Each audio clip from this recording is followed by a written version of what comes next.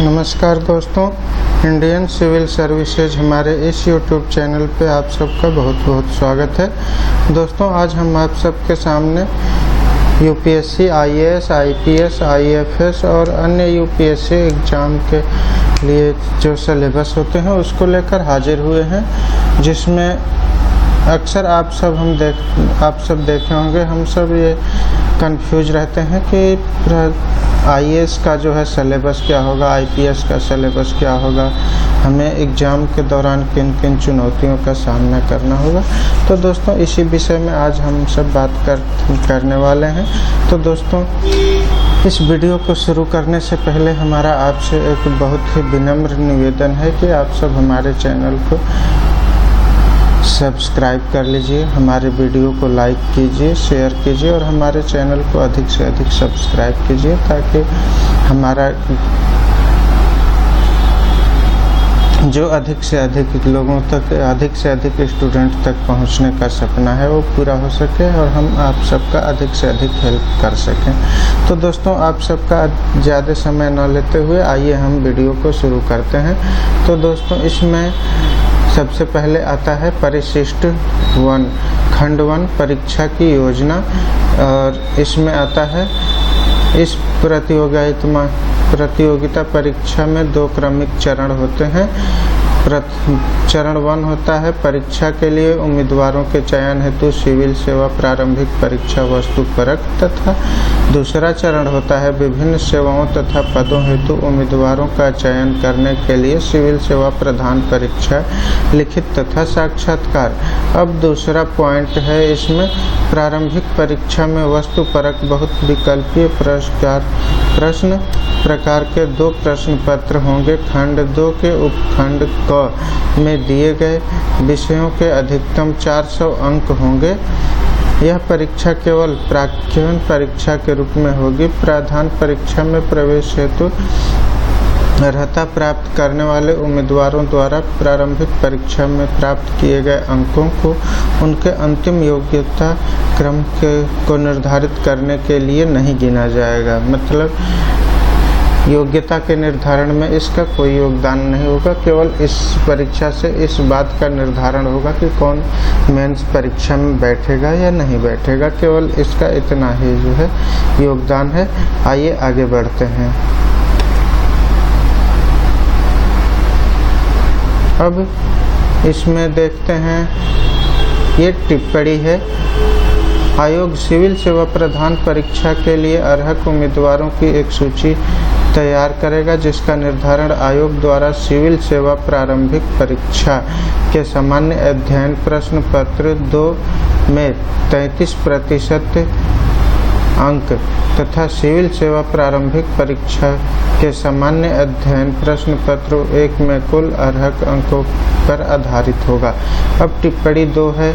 प्रश्न पत्रों में ऐसे कुछ एक प्रश्नों को छोड़कर जिनके ऋणात्मक अंकन नेगेटिव मार्किंग ऐसे प्रश्नों के लिए सर्वाधिक उपयुक्त तथा इतना उपयुक्त नहीं होंगे, उत्तर को दिए जाने वाले विभिन्न अंकों के रूप में अंतर्निहित होगी।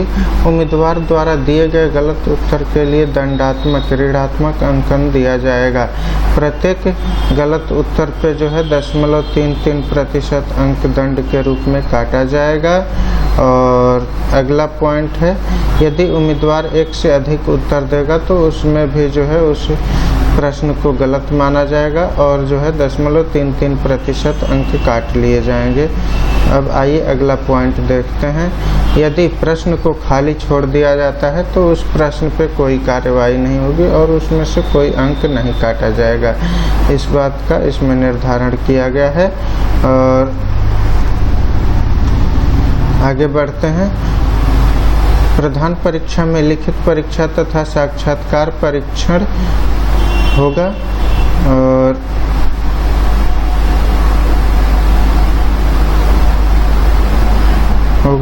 लिखित परीक्षा में खंड 1 में खंड 2 के उपखंड ख में दिए गए 2 प्रश्न पत्र अर्हक होंगे। खंड 1 ख के पैरा 1 में दिए गए नोट 2 भी देखें। अब आगे बढ़ते हैं। हम मेन मुद्दे पे आते हैं। देखिए, ये है खंड 2। खंड 2 है। खंड 2 कहता है प्रारंभिक परीक्षा। यह है हमारा खंड 2। इसका प्रथम पॉइंट है प्रारंभिक परीक्षा तथा परीक्षा की रूपरेखा तथा विषय क। प्रारंभिक परीक्षा में 2 अनिवार्य प्रश्न पत्र होंगे, जिसमें प्रत्येक प्रश्न पत्र 200 अंक का होगा। 200 अंक का होगा। अब टिप्पणी देखिए। पहला पॉइंट, दोनों ही प्रश्न पत्र वस्तुनिष्ठ बहुविकल्पीय प्रकार के होंगे। बहुविकल्पीय प्रश्न होंगे दोनों भी प्रश्न पत्र में।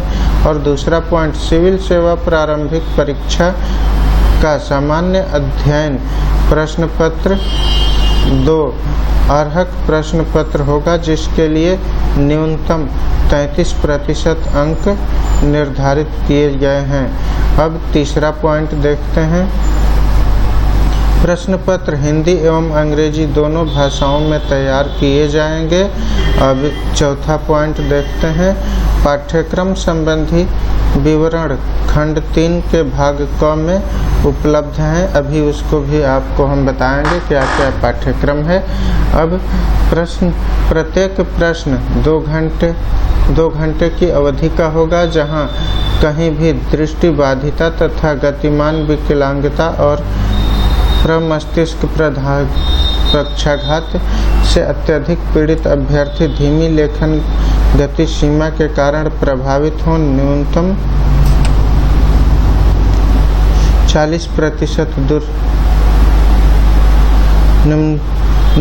40% दुर्बलता को, यद्यपि प्रत्येक प्रश्न पत्र के लिए प्रति घंटा 20 मिनट के अतिरिक्त समय की अनुमति होगी।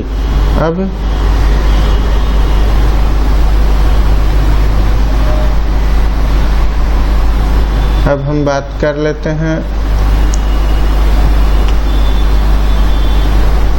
प्रधान परीक्षा की।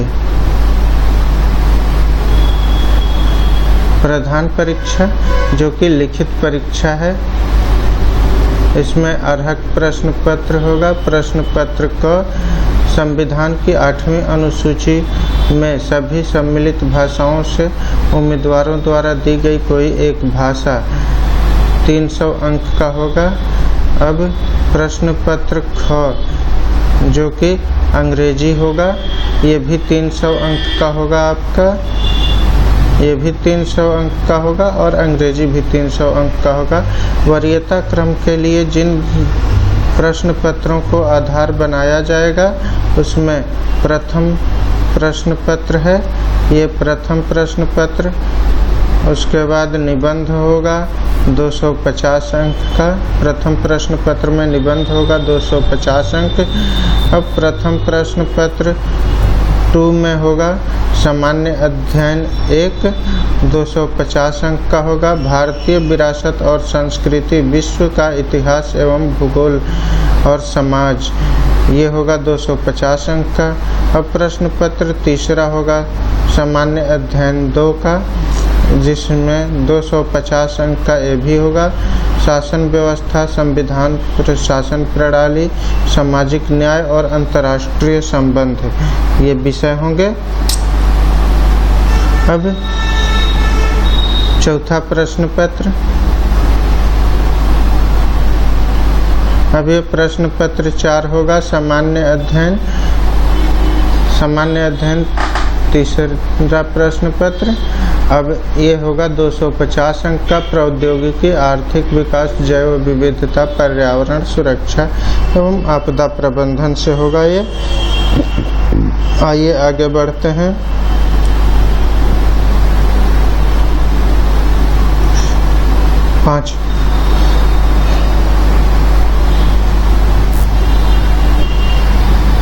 पांचवा प्रश्न पत्र आपका होगा। उसके बाद सामान्य अध्ययन चौथा प्रश्न पत्र 250 अंक का। नीति शास्त्र, सत्यनिष्ठा और अभिरुचि का होगा छठवां प्रश्न पत्र होगा वैकल्पिक विषय, जो विषय का आप चयन करेंगे। प्रश्न पत्र प्रथम होगा 250 अंक का।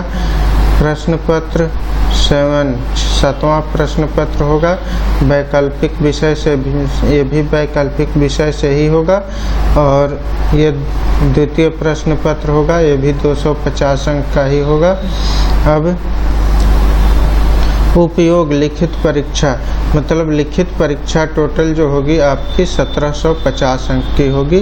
अब व्यक्तित्व परीक्षण, जिसको हम साक्षात्कार या इंटरव्यू कहते हैं, यह भी 275 अंक का होगा। और इस प्रकार टोटल कुल योग आपका जो है 2025 अंक हो जाएंगे। अब इन 2025 अंक के आधार पर ही आपका जो है मेरिट का निर्धारण होगा।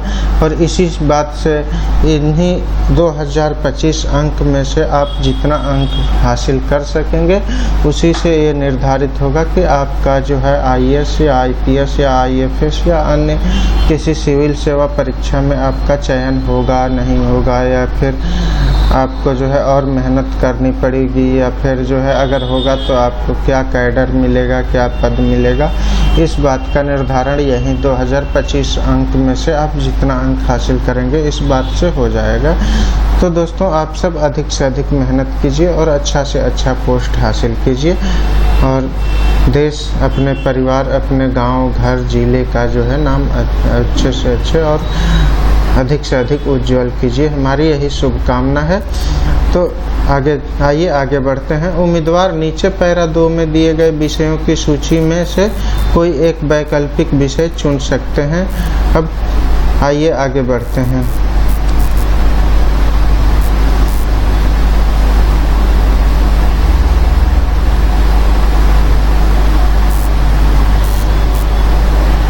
भारतीय भाषाओं और अंग्रेजी प्रश्न पत्र क एवं प्रश्न पत्र ख मैट्रिकुलेशन अथवा समकक्ष स्तर के होंगे, जिनमें केवल अर्हता प्राप्त करनी होगी, केवल इसमें पास होना होगा और कुछ नहीं होगा।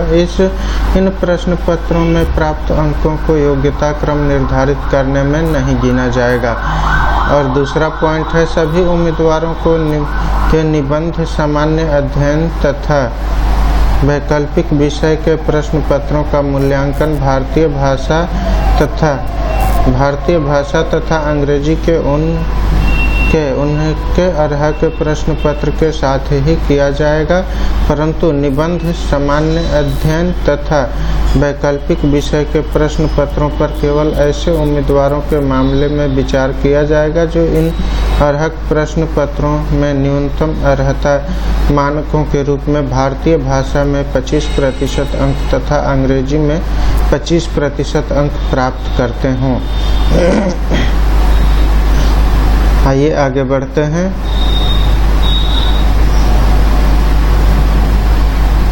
तथापि भारतीय भाषाओं का प्रश्न पत्र का उन उम्मीदवारों के लिए अनिवार्य नहीं होगा जो अरुणाचल प्रदेश, मणिपुर, मेघालय, मिजोरम, नागालैंड, सिक्किम के हैं।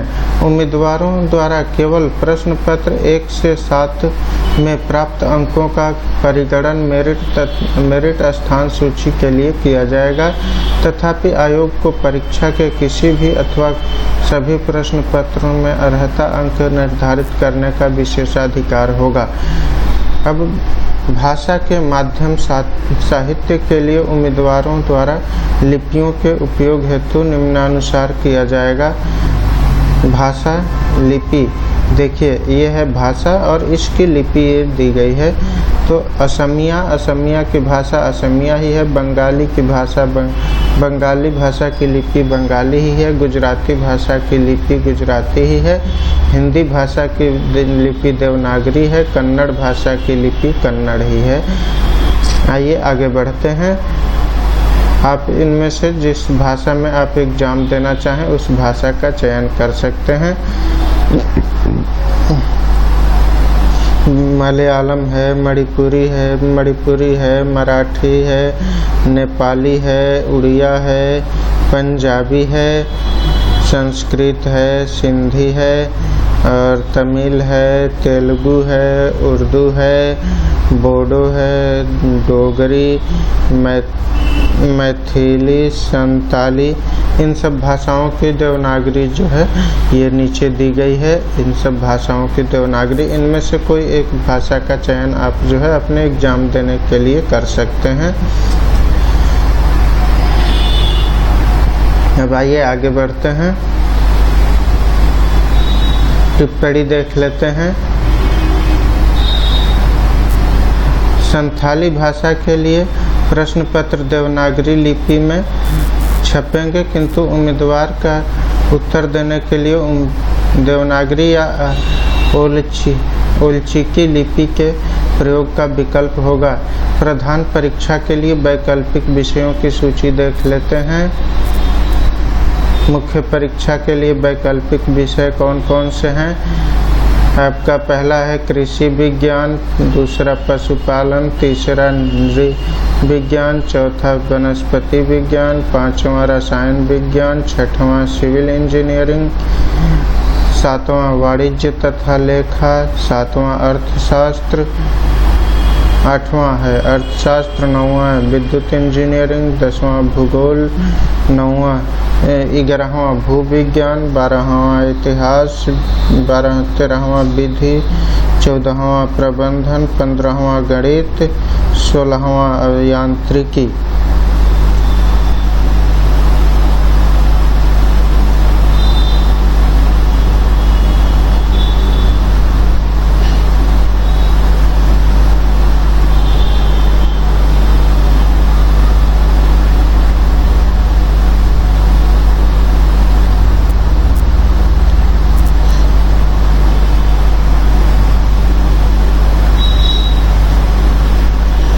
सोलहवां है यांत्रिकी, 17वां है चिकित्सा विज्ञान, 18वां है दर्शन शास्त्र, 19वां है भौतिकी। अब आइए आगे बढ़ते हैं।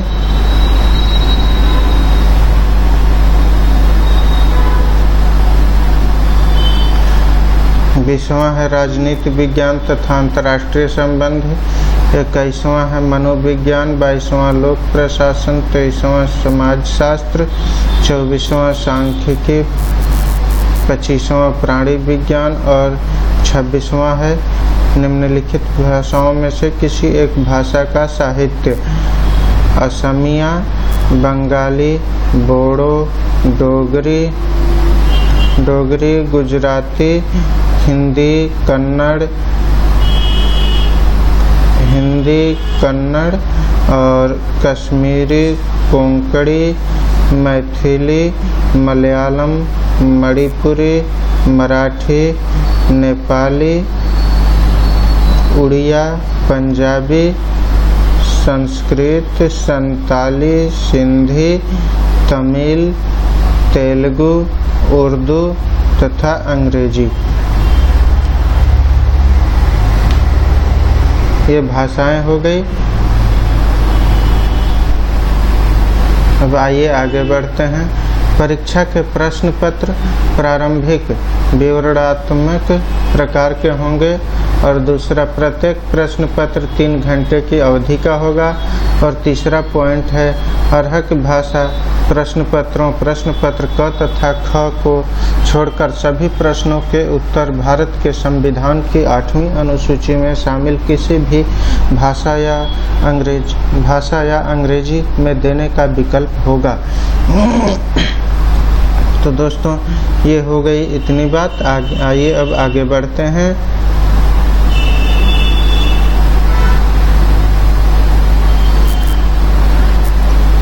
यह है आपका चौथा पॉइंट। जो उम्मीदवार प्रश्न पत्रों के उत्तर के लिए उपयुक्त भाषाओं में से किसी एक भाषा का चयन करते हैं, वे यदि चाहें तो केवल तकनीकी शब्दों में, यदि कोई हो तो का विवरण स्वयं द्वारा चयन की गई भाषा के अतिरिक्त कोष्ठक ब्रैकेट में अंग्रेजी में भी दे सकते हैं। अब आइए आगे बढ़ते हैं। 5वां पॉइंट है प्रश्न पत्र भाषा के साहित्य के प्रश्नों को छोड़कर केवल हिंदी तथा अंग्रेजी में तैयार किए जाएंगे। और अगला पॉइंट है 6वां पाठ्यक्रम का विवरण खंड 3 के भाग ख में दिया गया है। अब अगला पॉइंट देखते हैं।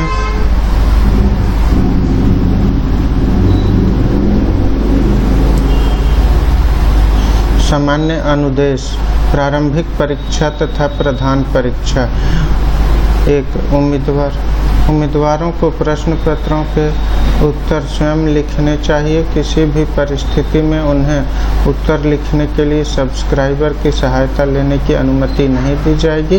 तथापि दृष्टिहीन और चलने में असमर्थ और प्रमस्तिष्क पक्षाघात से पीड़ित उम्मीदवार जिनकी असमर्थता उनकी कार्य निष्पादन क्षमता लेखन न्यूनतम 40% तथा अक्षमता को प्रभावित करती है को सिविल सेवा प्रारंभिक परीक्षा और सिविल सेवा प्रधान परीक्षा दोनों में लेखन सहायता सब्सक्राइब की सहायता से परीक्षा में उत्तर लिखने की अनुमति होगी। लेकिन इसके लिए आपको जो है इसका सर्टिफिकेट होना चाहिए पास में, तभी ये सेवा आप ले पाएंगे, अन्यथा नहीं मिल पाएगी। अब दूसरा पॉइंट देख लेते हैं। दृष्टिहीन और चलने में असमर्थ और प्रमस्तिष्क पक्षाघात से पीड़ित उम्मीदवार जिनकी असमर्थता उनकी कार्य निष्पादन क्षमता लेखन न्यूनतम 40% तथा अक्षमता को प्रभावित करती है को सिविल सेवा प्रारंभिक परीक्षा और सिविल सेवा प्रधान परीक्षा दोनों में प्रति घंटा 20 मिनट का प्रतिकर समय दिया जाएगा। अब टिप्पणी देख लेते हैं। किसी लेखक सब्सक्राइब की योग्यता की शर्तें परीक्षा हाल में उसके आचरण तथा सिविल सेवा परीक्षा के उत्तर लिखने की दृष्टिहीन उम्मीदवारों की किस प्रकार और सीमा तक सहायता कर सकती है, इन सब बातों का नियमन संघ सेवा आयोग द्वारा जारी अनुदेशों के अनुसार किया जाएगा। इन सभी या इनमें से किसी एक अनुदेश का उल्लंघन होने पर दृष्टिहीन उम्मीदवार का उम्मीदवारी रद्द किए जा सकती है। इसके अतिरिक्त संघ लोक सेवा आयोग लेखन सहायता के विरुद्ध अन्य कार्रवाई भी कर सकता है। अब आइए आगे बढ़ते हैं।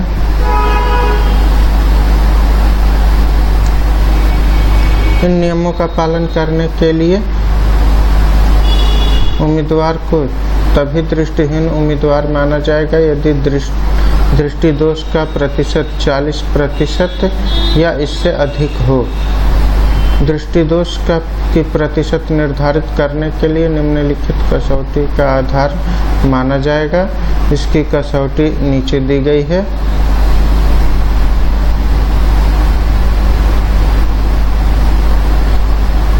स्वस्थ आँख ये है और खराब आँख ये है और प्रतिशतता ये दिया गया है। इसके आधार पे जो है और ये वर्ग का निर्धारण किया गया है। इसके आधार पे जो है चयन होगा कि कितने प्रतिशत किसमें दृष्टि दोष है। अब आइए आगे बढ़ते हैं।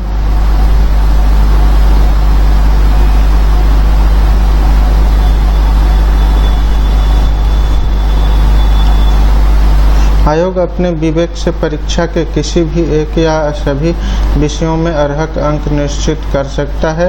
और तीसरा है, यदि किसी उम्मीदवार की लिखावट आसानी से नहीं पढ़ी जा सके तो उसको मिलने वाले अंकों में से कुछ अंक काट लिए जाएंगे।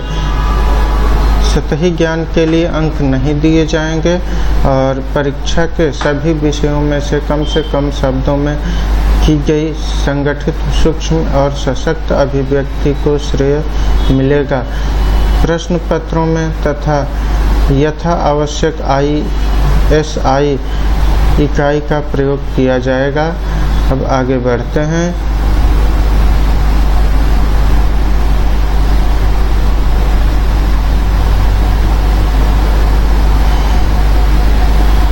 उम्मीदवार प्रश्न पत्रों के उत्तर देते समय केवल भारतीय अंकों की अंतर्राष्ट्रीय रूप जैसे 1 2 3 4 5 6 आदि का भी प्रयोग करें और उम्मीदवारों को संघ लोक सेवा आयोग की परंपरागत निबंध शैली के प्रश्न पत्रों के लिए साइंटिफिक नॉन प्रोग्रामेबल प्रोग्राम के कैलकुलेटरों का प्रयोग करने की अनुमति है।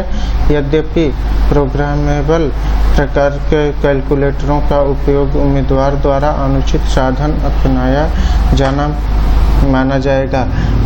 परीक्षा भवन में कैलकुलेटरों को मांगने या बदलने की अनुमति नहीं है। यह ध्यान रखना भी आवश्यक है कि उम्मीदवार वस्तुपरक प्रश्न पत्रों परीक्षा पुस्तिका का उत्तर देने के लिए कैलकुलेटरों का प्रयोग नहीं कर सकते, अतः वे उन्हें परीक्षा भवन में न ले जाएं।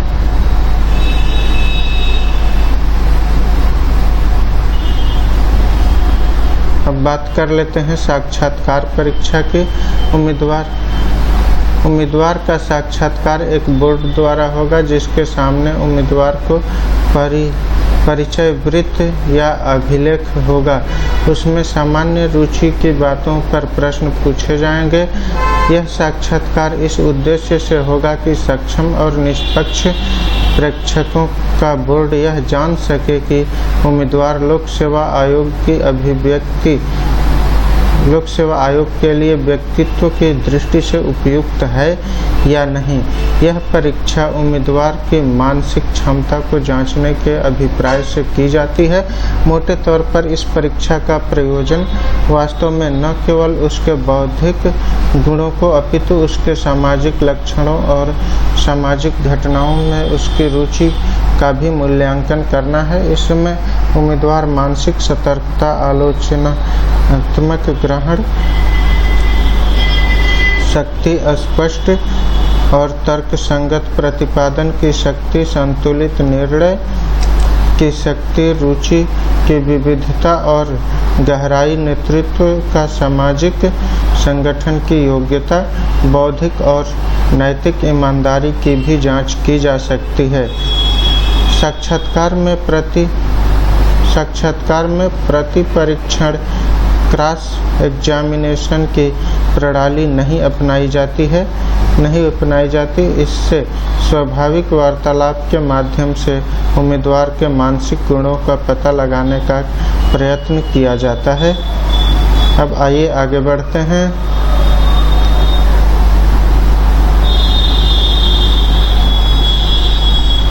परंतु यह वार्तालाप एक विशेष दिशा में और विशेष प्रयोजन से किया जाता है। साक्षात्कार परीक्षण उम्मीदवारों के विशेष तथा सामान्य ज्ञान की जांच करने के प्रयोजन से नहीं किया जाता, क्योंकि उसकी जांच लिखित प्रश्न पत्रों से पहले ही की जाती है। उम्मीदवारों से आशा की जाती है कि वे केवल अपने विद्यालय के विशेष विषयों में ही पारंगत हों, बल्कि उन घटनाओं पर भी ध्यान दें जो उनके चारों ओर अपने राज्य या देश के भीतर और बाहर घट रही हैं, तथा आधुनिक विचारधारा और नई खोजों में भी रुचि लें, जो कि सुशिक्षित युवक में जिज्ञासा पैदा कर सकती है।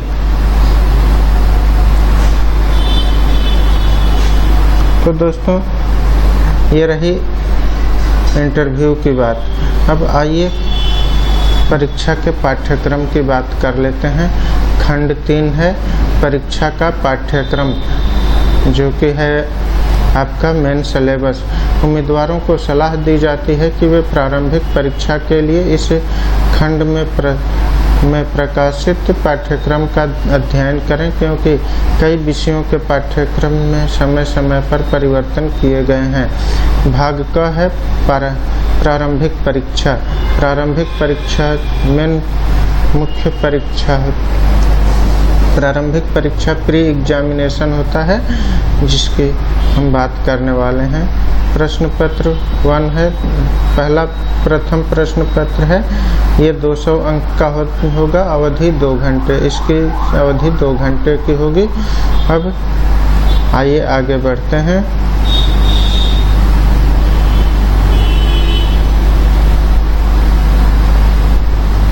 प्रथम प्रश्न पत्र की बात करते हैं डिटेल में। इसमें राष्ट्रीय और अंतर्राष्ट्रीय महत्व की घटनाएं सम्मिलित होंगी। भारत का इतिहास और भारतीय राष्ट्रीय आंदोलन शामिल होगा। भारत एवं विश्व भूगोल, भारत एवं विश्व का प्राकृतिक, सामाजिक और आर्थिक भूगोल शामिल होगा। भारतीय राज्यतंत्र और शासन, संविधान और राजनीतिक प्रणाली, पंचायती राज, लोक नृत्य, अधिकारों संबंधी मुद्दे आदि शामिल होंगे। आर्थिक और सामाजिक विकास, सतत विकास, गरीबी समावेशन, जनसांख्यिकी, सामाजिक क्षेत्र में की गई पहल आदि शामिल होंगे। और पर्यावरण, पारिस्थितिकी, जैव विविधता और मौसम परिवर्तन संबंधी सामान्य मुद्दे शामिल होंगे, जिनके लिए विशेषगत विशेषताएं आवश्यक नहीं हैं। अब इसमें जो है सामान्य अध्ययन भी, सामान्य विज्ञान भी शामिल होगा। आइए अब ये रही हमारे प्रथम प्रश्न पत्र की बात। अब द्वितीय प्रश्न पत्र देख लेते हैं। प्री परीक्षा का द्वितीय प्रश्न पत्र 2, ये भी 2 घंटे का होगा। इसमें होगा बोधगम्यता, उसके बाद संचार कौशल सहित अंतर वैयक्तिक कौशल, और अगला है तार्किक कौशल एवं विश्लेषणात्मक क्षमता, अगला है निर्णय लेना और समस्या समाधान, अगला है सामान्य मानसिक योग्यता, और इसके बाद है आधारभूत संख्यानन, संख्याएं और उनके संबंध, विस्तार क्रम आदि। 10वीं कक्षा स्तर आंकड़ों का निर्वचन, चार्ट, ग्राफ, तालिका, आंकड़ों की पर्याप्तता आदि 10वीं कक्षा स्तर तक के होंगे। अब आइए आगे देखते हैं।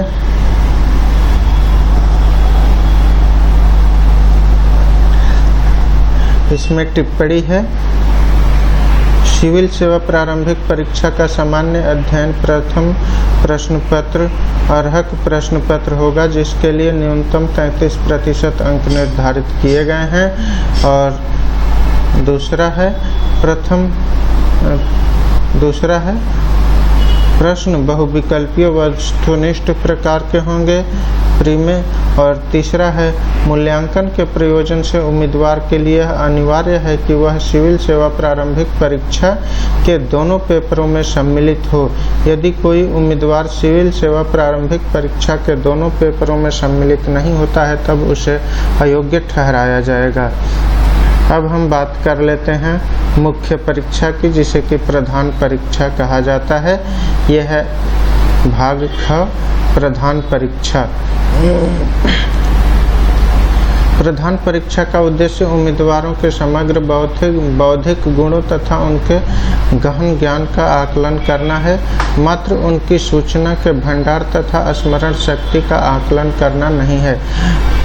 सामान्य अध्ययन के प्रश्न पत्र 2 से प्रश्न पत्र 5 के प्रश्नों का स्वरूप तथा इनका स्तर ऐसा होगा कि कोई भी सुशिक्षित व्यक्ति बिना किसी विशेष अध्ययन के इनका उत्तर दे सके। प्रश्न ऐसे होंगे जिनसे विविध विषयों पर उम्मीदवार की सामान्य जानकारी का परीक्षण किया जा सके और सिविल सेवा में कैरियर से संबंधित होंगे। प्रश्न इस प्रकार के होंगे कि सभी प्रासंगिक विषयों के बारे में उम्मीदवार की आधारभूत समझ तथा परस्पर विरोधी सामाजिक आर्थिक लक्ष्यों, उद्देश्यों और मांगों का विश्लेषण तथा इन पर दृष्टिकोण अपनाने की क्षमता का परीक्षण कर सकें। उम्मीदवार संगत, सार्थक तथा सारगर्भित उत्तर दें। परीक्षा के लिए वैकल्पिक विषय के प्रश्न पत्र 6 तथा प्रश्न पत्र 7 के पाठ्यक्रम का स्तर मुख्य रूप से ऑनर्स स्तर, डिग्री स्तर अर्थात स्नातक डिग्री के रूप में के ऊपर और स्नातकोत्तर मास्टर्स डिग्री से निम्न स्तर का है। इंजीनियरिंग, चिकित्सा विज्ञान और विधि के मामले में प्रश्न पत्र स्तर स्नातक की डिग्री के स्तर का है। आइए आगे बढ़ते हैं। भारतीय भाषाओं और अंग्रेजी पर अर्हक प्रश्न, इसको देख लीजिए। सिविल सेवा प्रधान परीक्षा की योजनाओं में सम्मिलित प्रश्न पत्रों का पाठ्यक्रम अनुसार भारतीय भाषाओं और अंग्रेजी पर अर्हक प्रश्न। इस प्रश्न पत्र का उद्देश्य अंग्रेजी तथा संबंधित भारतीय भाषा में अपने विचारों को स्पष्ट तथा सही रूप में प्रकट करना तथा गंभीर तर्कपूर्ण गद्य को पढ़ने और समझने में उम्मीदवार की योग्यता की परीक्षा करना है। प्रश्न पत्रों का स्वरूप आमतौर पर निम्न प्रकार का होगा। दिए गए गद्यांशों को समझना, संक्षेपण, शब्द प्रयोग तथा शब्द भंडार और लघु निबंध। तो दोस्तों, ये था IAS का सिलेबस, इसमें हमने आपसे इस वीडियो में जो है प्री और मेंस दोनों परीक्षाओं का जो है विस्तार में जिक्र किया और आपको समझाया। तो दोस्तों, हमारा आज का ये वीडियो यहीं संपन्न करने की हमें इजाज़त दीजिए। हम आपसे हमेशा जुड़े रहें और ऐसे ही ज्ञानवर्धक वीडियो लेकर आप सबके सामने हमेशा हाजिर होते रहें। इसके लिए आप सब हमारे चैनल को सब्सक्राइब कर लीजिए, हमारे वीडियो को लाइक कीजिए और अपने दोस्तों के साथ शेयर कीजिए, ताकि आपके साथ आपके दोस्तों का भी ज्ञानवर्धन हो सके। तो दोस्तों, इसी के साथ हम आज की वीडियो संपन्न करने की आपसे इजाज़त चाहते हैं। मिलेंगे आपसे अगली वीडियो में, तब तक के लिए हम आपसे विदा चाहते हैं दोस्तों। जय हिंद, नमस्कार दोस्तों, गुड बाय।